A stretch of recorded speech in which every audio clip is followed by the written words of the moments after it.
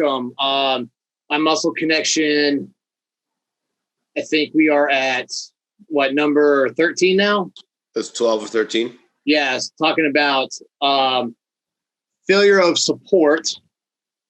And the reason I bring that up is because, so a lot of times when people get into doing something like this, they'll try to find friends that'll do it with them or try to tell people about it to get people behind them and stuff. And what we're going to talk about today is the pros and cons of that, why the people you get involved kind of leave you hanging, why it doesn't work. So first off, what I want to do, I want to start with couples because this is what got me talking about this. I was talking with a client. We were going over this stuff. And we started comparing male, when the female's doing it and the spouse is supporting them and vice versa. And one thing that I noticed was usually if the guy is doing it, the wife usually kind of helps, cooks, whatever. Now, this isn't everything, but most of the time from my experience. Now, when a female's doing it, usually her boyfriend or husband either doesn't give a shit or they tend to do stuff to pick on them or sabotage or joke around. Like I always hear stories of the girl like eating her fish. The dude walks in with a bag from Burger King and eats it right in front of her. Even on, I think, the first episode of My 600-Pound Life, when she was trying to get the weight off and stuff, he was trying to feed her food and eat in front of her and get her to eat. And it's like, so we started snowballing off of this conversation. We were like, okay, is it because he's afraid that she's going to start looking better and she's going to dump his ass because he realizes he's not worth a lot, that she can get better? Is it because they don't realize what they're doing? They don't know how hard the journey is. What are your guys' opinion on that of husband versus wife situation? Why do you think they act the way they do? So I think you're partly right there when you're talking about the fear of losing your partner because they're going to start looking good, right? Does that inherent, even though it's not a reality and it happens sometimes, but there's that underlying fear, there's that inherent fear. And I guess we've already spoken extensively about fear and it's the fear of the unknown. But I think the point to pay attention to here is that men and women think differently. Women are more emotionally charged. And so when they do stuff for their partner, it's because they're emotionally invested. But when it comes to guys, and I don't speak for all guys, I speak for the guys that I've already coached so far, and I speak for myself based on my past experiences, I would say that, men are logical beings. Like we think logically, we really don't have that sixth sense when it comes to emotional investment. We're emotional, but we're not invested in the support of whatever our partners are doing. And it's just human nature. I would say it's just the way we're built and designed, right? And that's how our brain's wired, right? And that's how our brains are wired. And sometimes women also have emotions about their emotions. Exactly. So she'll be sad and then she'll be mad that she's sad, or she'll be angry and then she'll be confused on why she's angry. Men aren't like that. We're pissed. We're just pissed. We're not sad that we're pissed. So that's we're pissed. Let's go drink a beer over it and get it. Yeah. So that's also a significant difference of the mentality of men and women. Yeah, that's what I would say. That's my 2 cents on it. It's the same with like how women, they're empathic. So they like to bathe in their emotions before they come to a decision. When they go to the guy about it and the guy gives them a solution, like, but you don't understand. It's like, actually, I do fucking understand. That's why I just gave you a solution. Quit bitching, crying, go fucking fix it. But, over time you learn you got to give them that time to get the emotions out before you give them the solution. So that's the mistake I always made, because I'm always like, fix this, go here, fix this, go here. And she's still crying. I'm like, I just told you like an hour ago how to get this fixed. Now, how do you look at if a woman is kind of trying to sabotage the guy?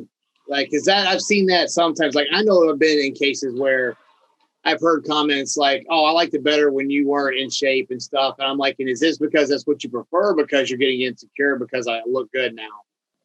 Why do you think the guys would sabotage their wife?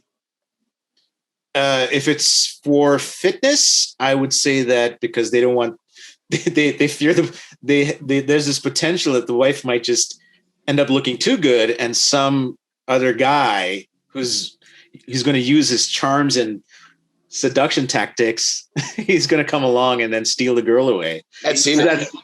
And I've seen it too. I've seen marriages ruined. I've seen a guy who was a bodybuilder. His girlfriend was kind of out of shape, right? He quit bodybuilding. She started not competing, but she started getting in shape. And then she started nagging on him, like, why aren't you on shape anymore? And he's like, hey man, I got things to do. I got work. I don't have the time to commit to it. And then some other dude just came right in, took it right away. And exactly, it's that nice guy mentality. It's like you try to talk your partner into being, and you try to draw this ideal image of what she's supposed to be in the relationship, and you're encouraging her to do the things that she doesn't want to do. So she wants to get fit. You're like, no, you should eat more. You shouldn't go on intermittent fasting. You should eat properly. Eat. Here, I'm making this for you. You gotta listen to me. And it's this supplicating behavior that a lot of guys tend to display, which really turns the girl off. And then she's going to think, well, you know what? He's not supporting me. Fuck him. And then she's just going to go on her own and find some other dude who's going to potentially support her. And then you got the gym drama that everybody knows about. I think about every gym has a couple of gym couples that are like that, where they're only seeing each other in the gym, or they've brought like broken homes in the gym or some shit. And I think that's what we just talked about could be the reason for that. Yeah. Now, another thing is, I've seen this a lot where people will decide they want to get in shape or start competing or whatever, and they try to get friends to do it with them. Like, oh, it'll be fun. We'll do this together. And it's just like, the first thing that comes to my mind when I hear that is, well, if you're not ready to go at this alone, you're not 100% ready, because now you've brought in another element that can sabotage you. Because if you bring someone in for your goals, it's not their goals. So, I mean, they don't give a fuck. They're just trying to be cool, and it will help you out. But eventually they're going to get tired of it, and then you've got to keep pushing through. So what are you going to do at that point? I've seen that since high school. My brother wanted me to play soccer my sophomore year. And he's like, come on. He was a junior. He's like, come on, play soccer, man. I did not give two fucks about playing soccer. And I went to the meetings. I'm like, why do you want me to play soccer with you? And I couldn't understand it. And I think a lot of people do that for just the reassurance, the double, like, hey, am I doing this right? We have something to talk about. Because when you go at something alone that's new, and you have no one really, no group or whatever to really talk about it with or get involved with, you feel kind of on your own. And that can be an insecurity for some people. When I first got into bodybuilding, I didn't hang out with any bodybuilders. I was just doing this by myself, and I was doing it on my own. I was the odd man out everywhere I went. And it took me a long time to actually get in with actual athletes and bodybuilders that actually lived the lifestyle. They understood it. They answered questions. We were able to talk about it, especially when I was in the, on a ship in the Navy. Ain't no bodybuilders on there. I had a guy on the ship telling me that he was telling everybody he was a pro bodybuilder. I was like, oh, cool. Let me get to know him. I was like, oh, you're a pro. He goes, yeah, I'm a professional bodybuilder. Like, what'd you win your pro card? He's like, oh, I haven't competed yet. Like, what? People are on different levels, and have different mindsets for basically everything. So Akira's got to leave for a minute. He got an emergency come up. He'll be back soon. Now, why do you think? Oh, you already said that people look at this because of the reassurance and stuff. But I think, spinning off that for a second, with the technology and the social media and the messaging and all this stuff, it's so easy to talk to anybody in the world at any given time. People are not used to being alone anymore. And I even got in a discussion with somebody with this where it's hurting our creativity because we're so busy with all this shit that we're not letting our minds wander and coming up with ideas and things anymore because we never really get bored. And I think so when you go into a journey alone like this, you immediately start trying to find people to help because that's how we've been conditioned with all the social media and technology. I mean, would you agree? I don't know. I don't agree with that because you don't know anybody a lot of times. If you don't know any bodybuilders, I'm not going to message Sadiq Hadzovic, hey, bro, how's the gym going? Or Jed, hey, if I never actually met you before, I'm just some guy and I'm messaging you to talk about it. You're like, who the fuck is this guy messaging me? So I don't, unless you actually know the people, you may get one or two, questions answered.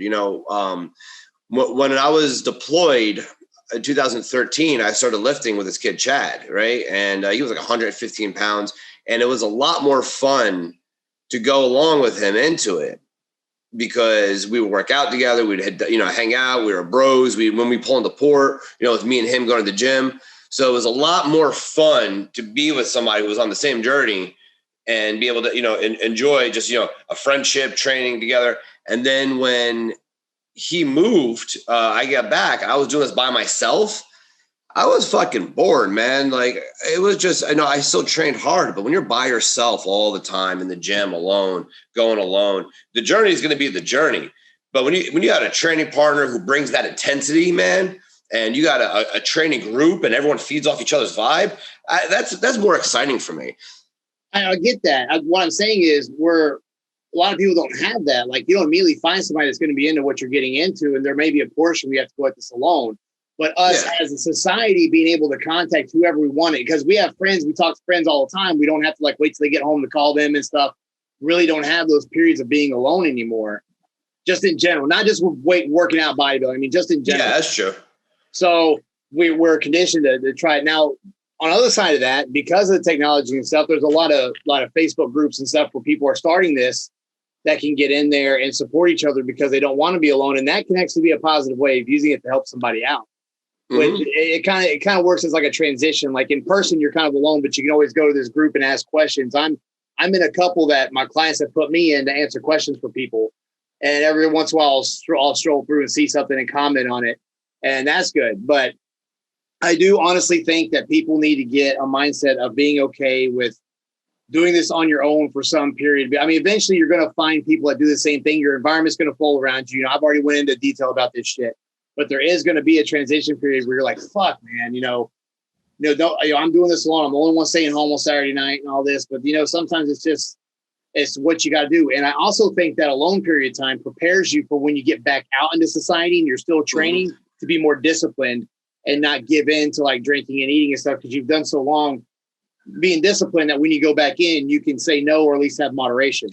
At the end of the day, you're doing this by yourself. Yeah. Only you could go through the pain. Only you can go through this. And I tell this to people, all the time when they're training. So, whether they're on prep or they're 4 weeks out, I can say, look, man, I can give you all the advice in the world, but it's you at the end of the day that has to go through this pain. It's you at the end of the day that has to go through the suffering. And, to me, that's what winning really is, that we're going through all this just for 30 seconds of standing on stage or a trophy or hand raised. I'm not doing it for the 30 seconds. I'm doing it for the suffering, the pain, just to see if I can do it. And then once you do it, then you need to see, can I do it again at another level? Guys? It's good, bro. You good? Yeah, it's all good. I just had to send a quick message, and hopefully things are okay. It's just something urgent that I needed to step away from. No problem. So what were you guys talking about? Well, I'll actually have a question for you here in a second, but to finish what Dibs was saying, that, people talk about it's only for that short few seconds on stage or whatever, but what they don't realize is after that experience, they become this whole different person that's better disciplined and structured. So once you taste that, once you get a taste of that win, it's like a drug, man. Yeah. Once you really win, you're first place and you beat all these guys, your whole life just changed. You don't care who's with you at that point, who's not with you. You're either along for the ride or you're not. I don't give a fuck. I'm doing what I need to do. Now, Akira, what I want to ask you is we just talked about how people try to find support and they're afraid to be alone going into this, because there is going to be a certain point when you start training and dieting or doing whatever, anything to better yourself, because not everybody's into what you're into, that you're going to be alone. And, with today was being groomed to being able to talk to anybody instantly and be around, we're all over the area and we're all sitting here doing a podcast. People aren't used to that anymore. So why do you think people are afraid to break their comfort zone and start a journey all by themselves without any friends, without any support? What fears they have? What in their head is going on? What do you think? It's the fear of being judged, I would say. It's the fear of trying to please the people around you rather than please yourself. It's that whole idea of, what's the world going to think of me? And again, this is something that comes up a lot, is why do people want to look good? Because they want to look good for the public. because of the fear of being judged.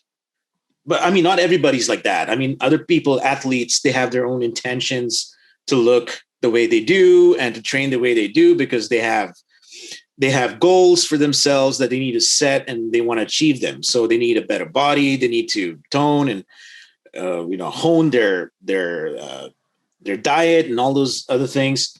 But I think for the average person trying to lose weight, trying to look good, I would say 95% of the time it's to please the world and not themselves. And that's the biggest motivation that they have. I want to get a beach body so I can show off to the girls. I would say that's not, you shouldn't go for that reason. But at the same time, so many good things come with that transformation that I think I would let it slide because the amount of confidence and the discipline and stuff you've learned that you may not have learned through other matters. You may come at the end of the journey with, you know what, fuck everybody, even though that's why you went into it. And, so if that's the initial reason you finally get off your ass and do something with yourself, I think I can be okay with it. I have an athlete now who's I'm training, 8% body fat. He's put on 12 pounds of muscle in the last 6 weeks. Looks fucking phenomenal. Looks phenomenal. Like he's ready for the physique stage. He's just doing it to look good on the beach. That's it. He said, I just want to look good on the beach. I want to be able to walk on the beach and just be able to be like, holy shit, look at that guy. And hey, that's what your chase is, man. I completely respect that. That's there's nothing wrong with that. Different than a guy that's 300 pounds trying to get to 150. No different. Just a different fucking chase. Yeah. But just to answer your question though, that's one of the main motivations why they fear what they fear. It's because they fear it's the fear of being judged. That's all it is. But there's nothing wrong with using that as a motivation to go in and then lose the weight that they have to lose and to end up finding it looking good, because that's going to make them feel good about themselves. So nothing wrong with that. We're not here to judge, but it's just one of the reasons why they do what they do. It's funny. We talk about lack of support, because, some of the people who I thought really truly supported me, I ended up being, and this is the part that hurts the most. They tried to talk me out of everything. And it was just that, I think, is a big, because me personally, I don't really give a fuck what anybody thinks. There's maybe a handful of people that I truly respect their opinion. And I'll be like, you know what, if you're saying this, I'm going to listen to you. But when those people start coming out like a snake and then they start whispering things in your ears, like, you're not going to go to the Olympia. Like you're not going to win. You know what I mean? Well, what the fuck am I even doing this then for? You know what I mean? Why'd I get up and move all the way to Hawaii? Why'd I give everything up just to come here for this purpose? And now I have specific people that, I trust with anything. And I respect their opinion, saying like, you just got to be real with yourself, man. You're not going to get to that level. That is I think the part that hurts the worst, because it's like, what the fuck is this, Rocky 3, man? So, Now, what are I know we've already named some of them, but because I've got some points I want to make, but I want to ask you guys first. What are the benefits if you're going at this alone and you get through it? What are the benefits you're going to get on the other side? So, benefit of doing this alone is I knew I can do everything alone. 2019, I did everything alone. All my food, and I was on a ship. I was working fucking, I had to be in the ship by 4. I was getting home at 6. That was a regular Thursday for me. And I had to go to the gym. I had to prep my food. Saturday was prepping my food, deep tissue massages, balancing my budget. No support, 0. It was 100% me. I had, my gym partner or whatever, but when it came to emotional support or whatever, it was by myself. Now I'm on the other side, and being on the other side is so much fucking better because my girlfriend is just as fucking crazy as I am. She's just as committed in every aspect. So I don't want her to ever feel as if I did. I don't want anybody to ever feel as if I did during that time. So the pros of doing this alone is what you're truly capable of. You'll find out that you are really more powerful than you really think you are. Whether you're, Kai Green says it, whether you're a king or a slave, you are fucking extremely powerful. But it is a lot better when you have somebody who's going to help cook your food, who's going to fucking take care of shit while you're working, who's going to do this. And that is, I don't want her to ever feel as if I did, as if like, oh, fuck, man, I got to do all this by myself. Because it is a fucking kick to your fucking balls. So that's like the pros on the other side. I would say that the cons of doing this is there is a lot of stress because you see, I see her stress, I get stressed. You know what I mean? I see her upset, I get upset because this is a journey that we're encompassing together. Her championship is my championship. You know, even though she has to do all the work, you want to minimize the pain as much as or minimize the stress as much as you can. And you can't, because at the end of the day, what we talk about, you got to do this. You're still alone. All the training, all the dieting, all the suffering, you got to do alone. All we can do is just ease the pain a bit. That's right. I think I agree with you. If you get through this or start doing this alone, you learn how to, walk away from peer pressure. You learn how to become more self-sufficient. You don't rely on other people. You become your own support. You conquer a good amount of the temptations that are going to face you if you go up and you face these and do the right thing. Like I say, envision who it is you're trying to be, and when that situation comes up, you have a fork in the road. You got to do what that person's going to do. Like if you're trying to be Mr. Olympia and somebody's asked you to do this, okay, what would Mr. Olympia do? And that's how you have to look at it. Yeah. So what this turns into is somebody who used to be a follower.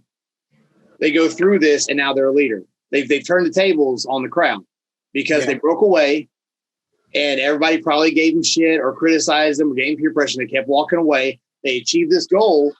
And now, I can attest this. I've seen this firsthand with myself.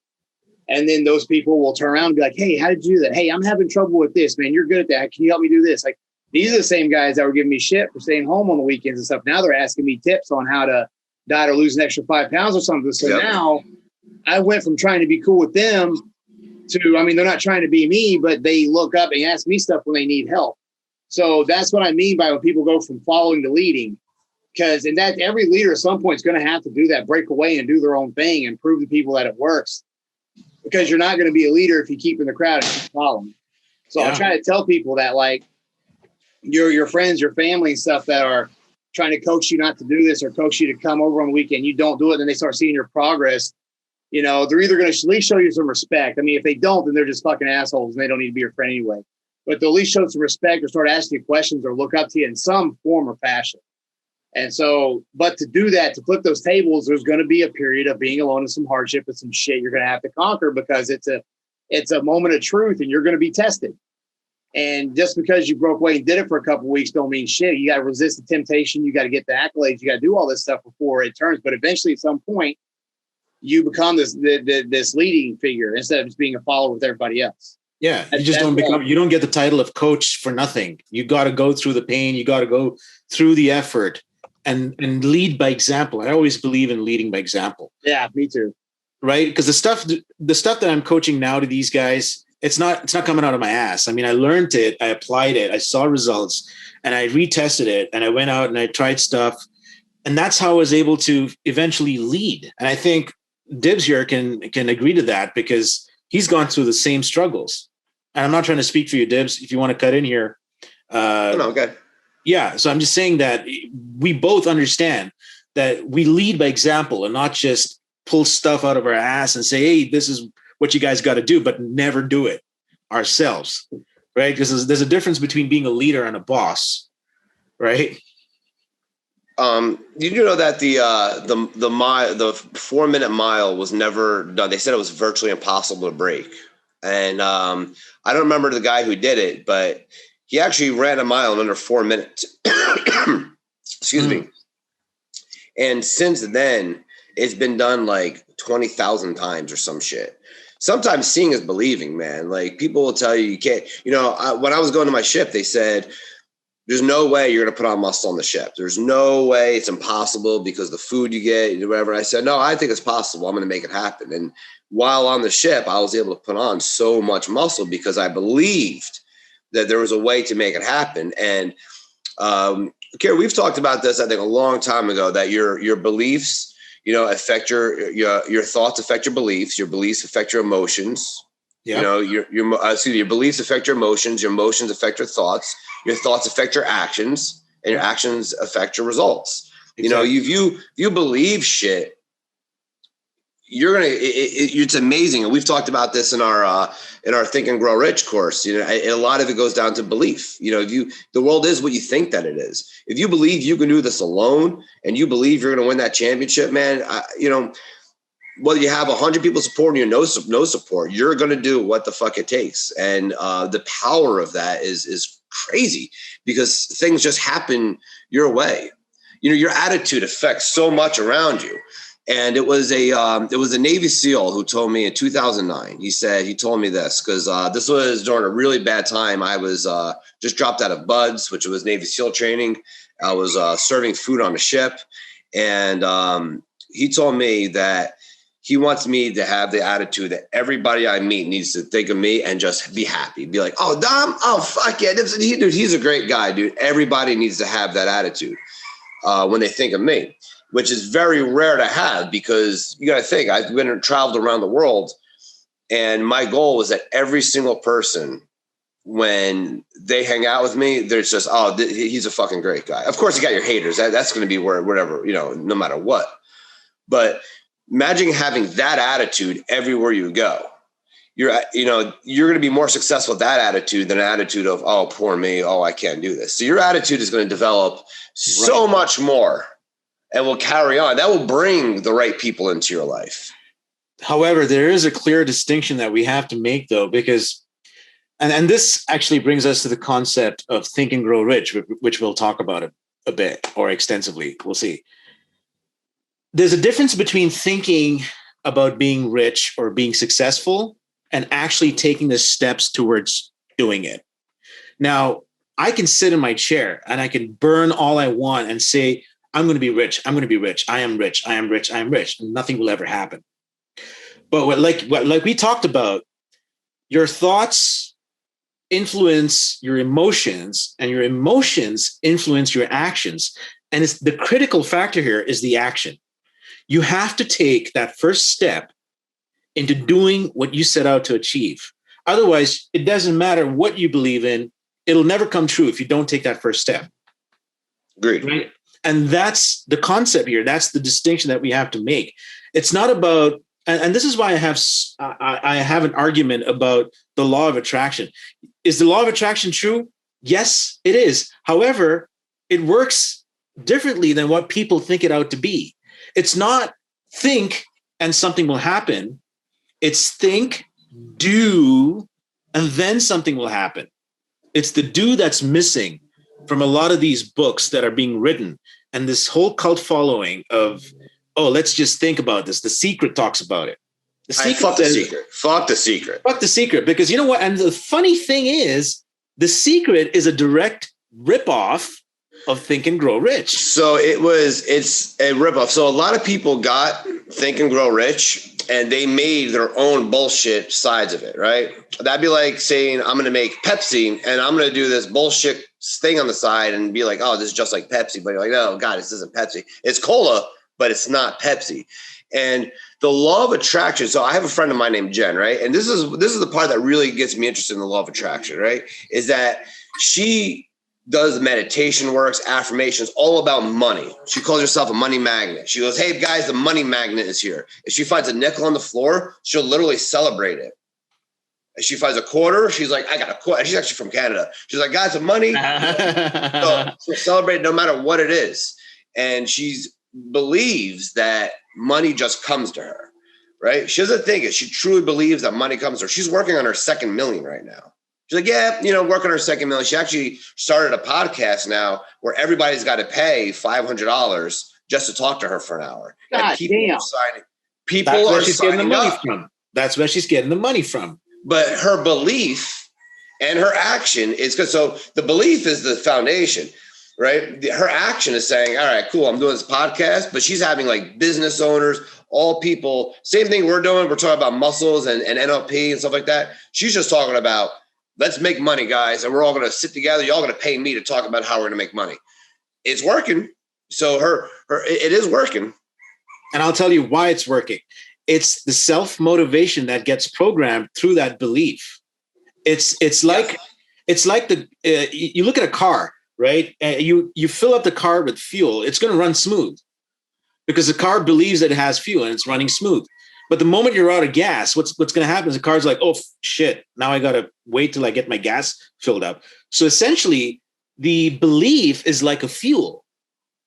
You're fueling yourself up with this belief, and that's the motivation to continue doing the things that you have to do in order to make that belief happen. But you could also have the flip side of that. I know a girl, she's a friend of mine in Jacksonville. She fucking hates men. All men are trash. Guys just fucking lie. Guys just fucking cheat. And this is her belief. I actually unfollowed her on Facebook because I don't like seeing that. I do not like seeing negative shit. I only want positive fucking things in my life. So I unfollowed her. But every now and then I like to see, like, if she's still going now, she just had her kid, right? And I was happy for her. I was like, oh my God, she was pregnant, she had whatever. And this fucking girl got pregnant by a gay dude who didn't think he was actually gay, got her pregnant, says, I'm actually gay, and went back to his husband. And now she's like, fuck my piece of shit ex, man. I'm going to raise this kid on my own. I'm telling you, that was all of her fucking mind. She brought that onto herself based on her beliefs. And it's not just like I know we're supposed to be talking about support, and we're slowly going into talking about attitude and belief, but I think this is really it's relevant.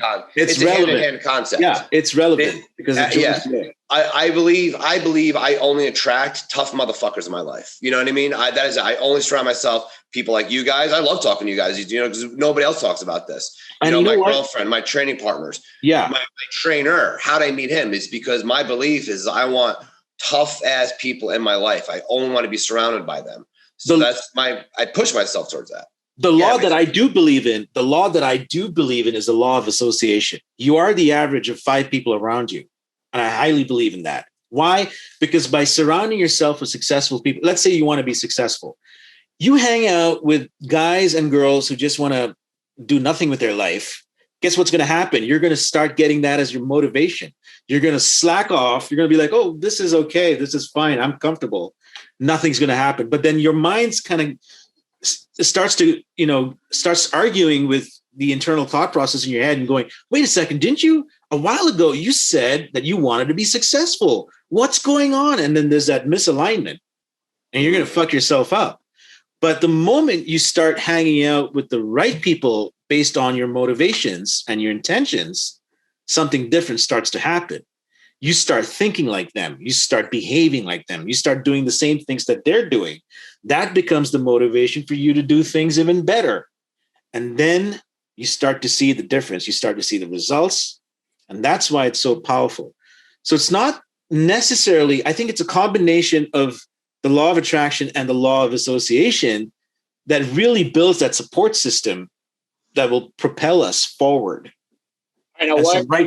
It's the right kind of attraction. It's not think and something will happen. It's doing something. Yeah, it's a whole combination of all working together. Let's think about from my point of view for a minute. Sorry, I just in my position, I'm the person that has to rub off on them. So they come in, they want to do this, they're doing it, but something in their head's not clicking, and I've got to. I mean, there are some times where I'm training people and I see they have the potential, they can do this, but it's just not in their fucking head.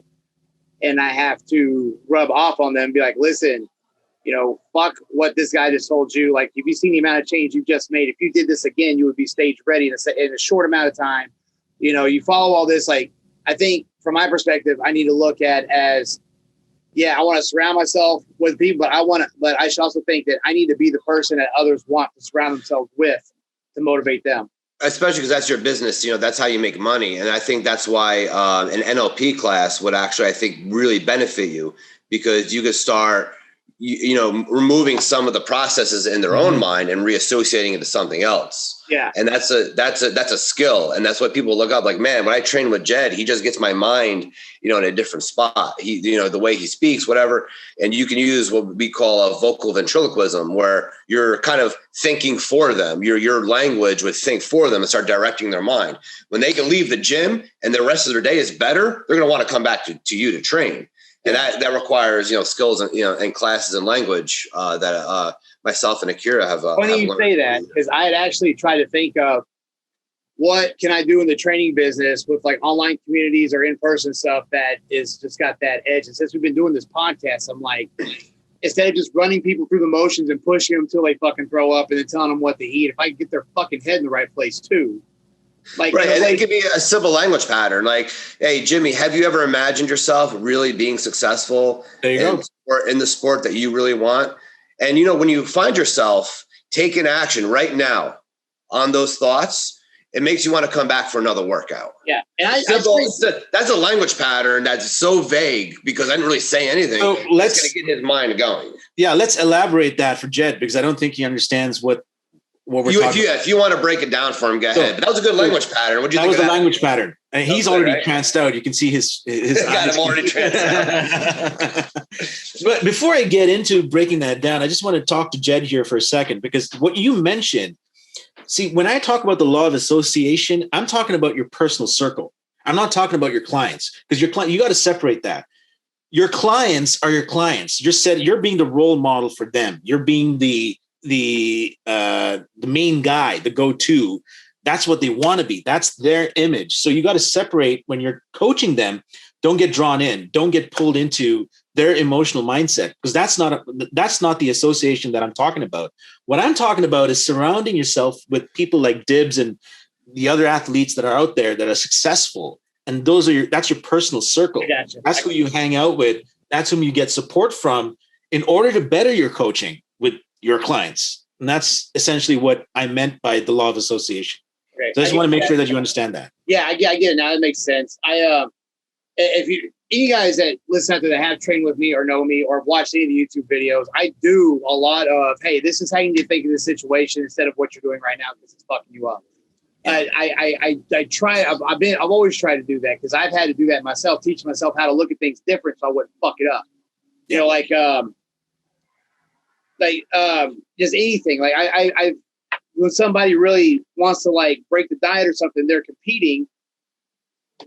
I'll remind them, like, you know, you don't go eat it, that's fine. But when you finish like 5th place, and you explain to the other 4 girls you had to have a burger that day, they're going to fucking laugh at you. Then they start thinking, okay, about the competition rather than having the burger. Something just to direct them, you know? Yeah. And as I do it more, I get better. But I mean, I would like to learn a way just to master this shit to where that's one thing you know you're going to get. Because I can't click with everybody because, you know, sometimes I'm too much of an asshole when I click with certain people, but that's fine. Right. But yeah, that's one element I wanted because the training and the dieting, I got all that. I've been doing that for years. I'm good at it. I can train people. They're fucking sore and shit all the time. They're always changing.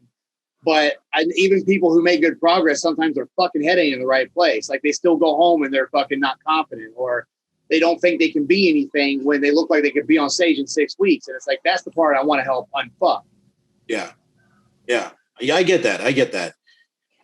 So I guess Dibs wanted me to break that down for you, the language pattern. Let's talk a little bit about that. So what Dibs actually did there, he embedded a command within the framework of a seemingly normal sentence or a bunch of sentences. So for example, Jimmy, when you find yourself, that's the start of a command. Find yourself. Dibs, run that for me again. What did you say? Sorry, I thought I was muted. I said, Jimmy, I started off with "Have you ever?" Have you ever? Have you ever? Imagine. That tells, Have you ever imagined being really successful in the sport that you want to be in? Mm-hmm. So when you say "Have you ever?" You have to go back and think about a time that you've ever thought about this. Yeah. Have you ever pictured yourself being really successful in the sport? Now you're telling yourself to actually bring that out in the sport that you want to be in. Yeah. What I would actually, the way I would modify that is, what if you could imagine, and then you blah, blah, blah, whatever state that you want them to imagine or whatever experience that you want them to imagine. What if you could pause, imagine? That's the start of a command. You're giving them a command. It's a very subtle thing. It's a subtle transition from normal language into commanding language, right? And that's the pattern right there. That's the command that you're giving them. Imagine yourself being successful. If I told you, Jed, imagine yourself being successful, what would your response be? If you asked me to imagine myself being successful? Just without any cue, without any prerequisite, without any... Every day. If I do that every day, that's what gets me going to work and pushing people. So I imagine myself being successful. Okay, cool. Now listen to the difference. What if I told you, what if you could, Jed, imagine a time when you were successful. You see what you're doing there? Yeah. That's the difference.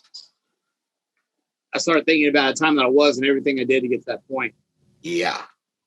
That's what you want for your athletes. You want your guys that are having trouble getting to that level. You want them to imagine a time that they were successful and then bring it here now. Mm-hmm. And picture yourself now being successful in the sport that you want to be in. I love the vague language. I like keeping things vague because I want them to decide that they want to be here. Yeah. So amen to that. Amen to that. Well, it's like if you make somebody find the answer, they're going to remember it rather than if you just give them the answer.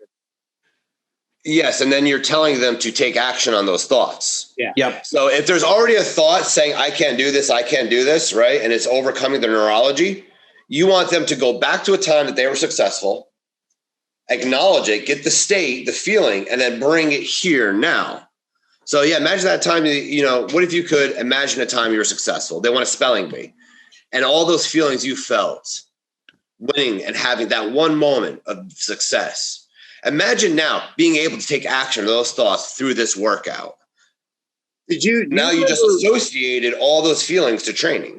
Do you remember, I think it was you I was talking about on one of these shows where I talked about when I was playing high school football and I kept getting coached to switch schools and stuff because I would do better. And I didn't want to move schools. So like I used to, when everybody was out, I started spending my summers going to the track when schools closed and running sprints, and I was working out and I was eating and training. I mean, other people were wrestling and playing baseball. I was fucking training for next year. I mean, I was taking it to the level of wanting to be a pro athlete when I was a fucking sophomore in high school, and people were like, what the fuck are you doing? You're out here running sprints right here just fucking up. Like, dude, one thing I hate is going to practice and not being able to fucking run and being fat and out of shape and shit. I'm tired of this shit. I'm tired of sitting on the goddamn fucking bench. I'm getting over this shit. My junior year, I started at guard. My senior year, I was all conference as a center. And I went from sitting on the bench to doing that. And just like when my freshman year, we had a small school and I was able to stay on varsity. The only reason I got to stay is because I showed up to practice early because I wanted to practice early. JV didn't have to start for another couple of weeks. My dad's like, hey, if you really want to do this, it might look good on them if you go out there. I was like, fuck yeah, I'll go right now. And I started doing fucking 2-a-days. And the coach was like, dude, just stay with us.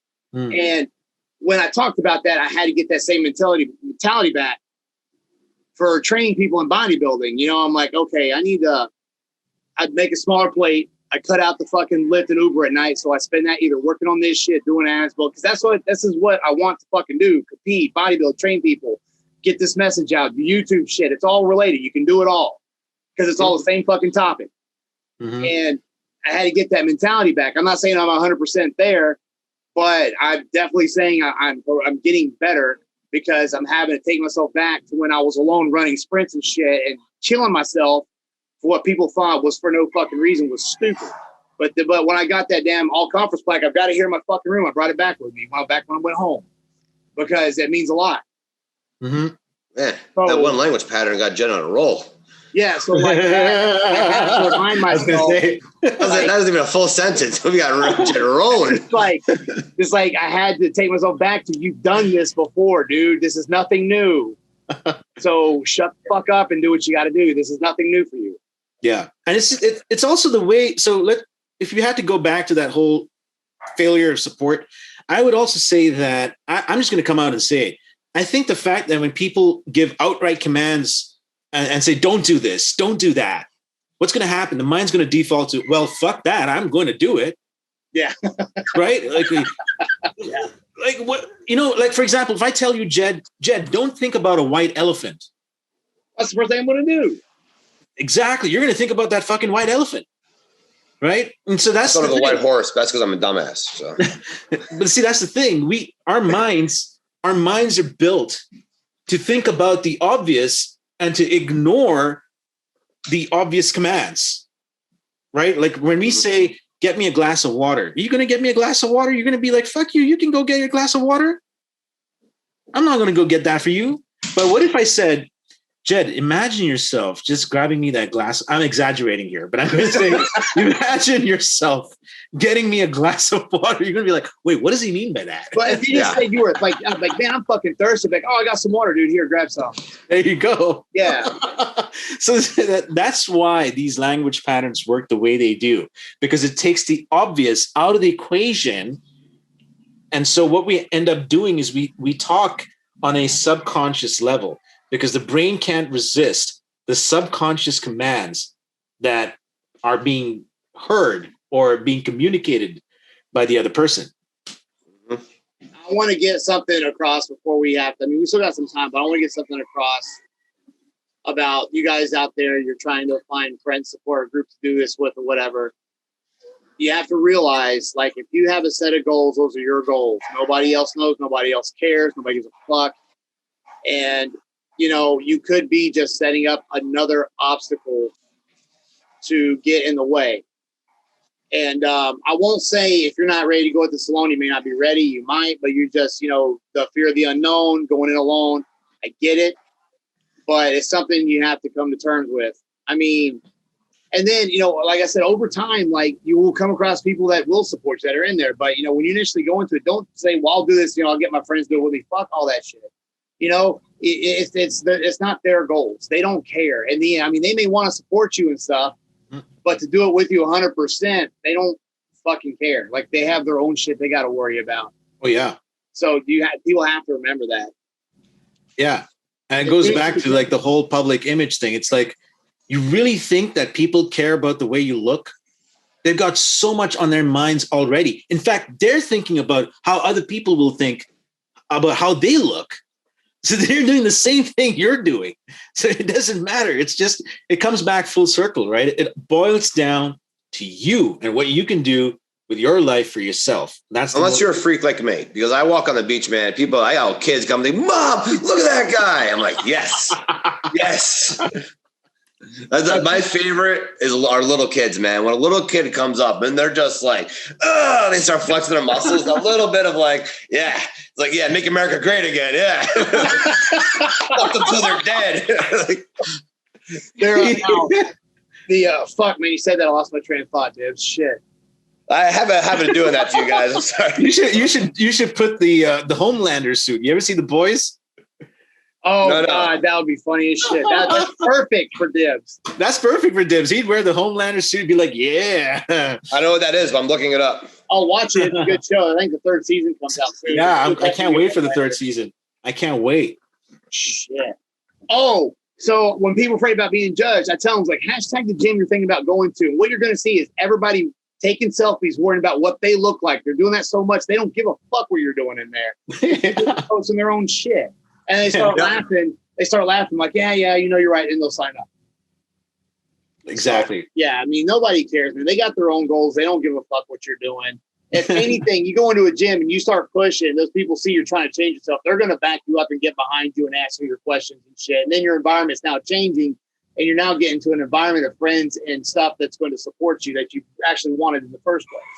Yeah. Nobody in the gym is where they want to be at. I got a lot of people say, I don't think I should be at this level. I don't want to be showing up at the gym because I feel like I should know stuff. There's not one person in there who is where they want to be. Otherwise, we wouldn't show up. We're there because we're trying to reach another level. Whether you're on level 1 or, you know, I'm trying to get to Olympia, you know, I'm just at a different level that you're at. And, you know, I was there one time too. And that's a huge thing for beginners is, you know, I felt that way too. You know, when I walked in, I didn't know what I was doing my first day training with Mike. I'm like, I'm just ready to bring it. And, you know, I felt like an idiot and I felt pain for the first time in my, you know, actual lifting weights.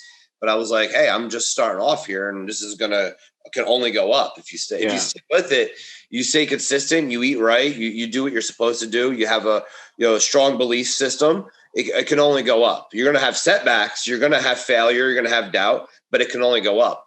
And, you know, even in my support where I work, man, like I'm still getting half-ass support because people don't understand the level that I'm at. Mm-hmm. And they're making me run at work. And I told them I'm not running. They're like, well, you can bench 315, but if you can't run, then, you know, I said, no, I'm not trying to be a runner. I'm not trying to run track. I'm not trying. I can pass my PT scores. I'm not going to go fight Al Qaeda. You know, I sit behind a desk and 10 messages. I was like, I'm not going to go do a 5-mile run, you know, and even sometimes work support, they're more concerned with what they're doing than than your goals. And I was like, they don't know the suffering. They don't know the dieting. They don't know the fact that I got last in my last show against people from fucking Russia. You know, I've overcome, I because I let it all go. I have what's called an emotional Teflon, which is something I wanted to talk to you about, Akira, at one point. Sure. Another exercise I'm doing, it's called emotional Teflon, where anything I say just gets slid right off me. I'm like a frying pan. So I'm not allowing anybody's outside beliefs or outside limitations hit me. And I just actually imagine just sliding it right off. It's an imagery exercise I'm starting to practice. And having that emotional Teflon makes it really powerful because I don't give a fuck. You make it sound so sexy. Slide off of you. It's like everything just slides right off like a frying pan. And it's a great exercise because sometimes, you know, when we talked about your support systems, I had to develop this for my support system coming at me. Well, this never happened. Oh, you're in the gym too much. You're doing this, and it just slides right off. Now, I want to talk about the biggest word here. As my last minute, right, is the S word, selfish. You'll hear this so much from people. Look, people, when you start training, right, you'd be like, people would be like, yeah, that's great. Good. That's good. That's not selfish. But now you're in the gym all the time because you're trying to reach your goals. And I need you to go do this. And when they say, well, now you're being selfish, you know, it's not selfish to eat. It's not selfish to sleep. It's not selfish to pay bills. It's only selfish when the other person is affected by it. Never selfish when you got to do what you got to do. If somebody didn't care, you worked all the day, they'll never say you're selfish. But when you start doing the things you got to do and it's starting to affect them, now you're being selfish. You know what? I think that's bullshit. I think that on the road to true greatness, being selfish is 100% part of the problem. Now, I'm not saying selfish where it's going to hurt the other person, but selfish in the fact that if I succeed and I go and I make it to the Olympia, right? People are going to go watch this podcast more. Let's just hypothetically, right? I did all these things to get to the Olympia. You guys are not going to be so successful because, hey, Dom, the Olympian, now works with Jed and Akira on Sundays, right? That little bit. You guys are going to be successful now. Jed may get some more clients. You're definitely going to get more clients because of the mental aspect. That's not selfish. It's selfish because I had to do what I had to do, but it brings up everybody else. That's a good type of selfishness. That's the attitude I want. I want to win, and then everybody else around me be positive, effective positively. You know what? I actually don't use the word selfish. I just call it being true to myself, right? I just call it being true to myself. The reason is selfish has a negative connotation. The word itself sounds negative if you really think about it. Yeah. So rather than think about it in terms of being selfish and just being true to yourself and seeing how it affects the world around you. And that's a better way for me personally to live. It's like whatever I'm doing so that because I can be true to myself and I'm going closer towards where I want to be. And if that generates a cascade of support all around me, great. If it affects people positively, great. If it affects people negatively, I'll take a step back and self-reflect and say, okay, how can I do this better? Okay. And that's the way I kind of live. And it all boils down to, again, this whole support system thing. It's like people start judging you. And Jed, you talked about this, especially with couples. It's like when the guy or the girl starts to do things for himself or herself, the other partner thinks, oh, you're being selfish. You're not listening to me. You're being selfish for your needs. You're not listening to what I have to say. Fuck that. That's rubbish, to use a British term. It's utter rubbish. Okay. It's completely ridiculous to think that the other person's being selfish. No, they have their own goals. Respect it, right? Respect your partner's goals. That's a better way to live. Don't give them the guilt trip. Yeah. Don't give me a guilt trip. Look, but don't touch. Touch, but don't taste. You know, that reminds me of the monologue that I did for an audition where I had to repeat Al Pacino's monologue from The Devil's Advocate. It's like, who are we carrying all those bricks for anyway? God? We don't want to get into that. But that's where this bit comes from. It's like, look, but don't touch. Touch, but don't taste. Taste, but don't swallow. There's a lot of don't. And what are we going to do? We're going to fucking do it. Yeah. right? And that's what I want to say about that. I wonder how I could apply that to tell people not to fucking eat pizza and shit on the weekends. There's got to be a way to do that to where I don't have to get people cheating and shit. All right, well, we're about at the hour. Akira, once again, thanks for coming in and giving some more detail into what we're talking about. Because definitely knowing how people think when going through this, I think that's one of the best ways to learn how to fix that and get a different aspect that could better support what you're trying to do. So, Dibs, you got anything?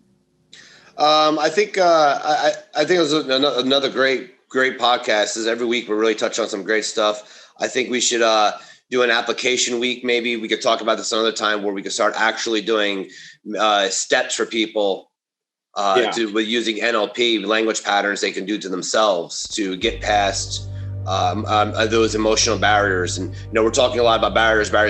I think we would be, in the words of my leader Ross Jeffries, we'd be shitty teachers if we didn't provide steps to do it. So maybe we can do a week where we could put together some NLP steps for people. Say, hey, here are steps you can do every day. So that'd be brilliant. I love that. I think that'd be good. Maybe upcoming next week or two. Yeah, I think it's a great idea. Yeah. All right, guys. Thanks for joining. Like, subscribe, tell people. We always get good feedback from this, so we just got to get more people to listen to it. Also, add us on Spotify, Apple, iTunes. We're about on every platform. I think we mostly get listened to on Spotify and either Apple or Google. But thanks, guys, for joining us, guys. Dibs, Akira, thanks for joining us again, and we'll see you all next week. Yeah. Thank you.